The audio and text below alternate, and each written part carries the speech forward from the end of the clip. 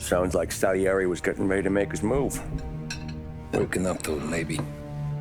But then, Prohibition ended, and the bootlegging business got knocked on its ass. Oh, that fighting over booze meant next to nothing.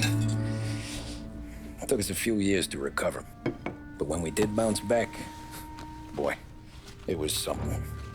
We took what dough we had from the moonshine and Canadian whiskey and invested it into new rackets. Some of them even legal.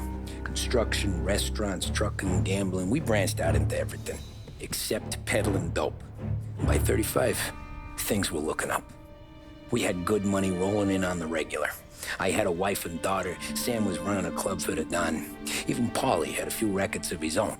He wasn't exactly happy, but what do you call it? Content.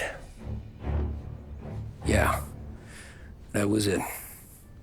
And Salieri, he finally starts talking about getting out of Morello's shadow. Maybe buying our own cops, our own politicians.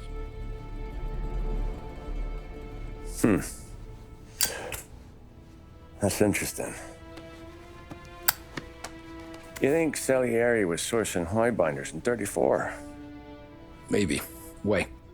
Well, a few years back, the Vice Squad got a judge on solicitation of a minor. Once in the box, he started confessing all sorts of misbehaving, trying to get a deal.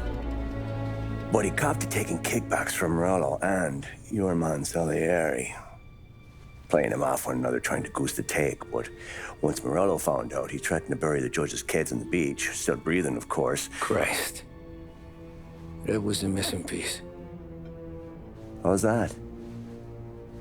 Morello was always winding us up, but he never did anything that might start an all-out war. Learning Salieri was building his own bench must have finally tipped his scales, because in 35, he hit us with both barrels.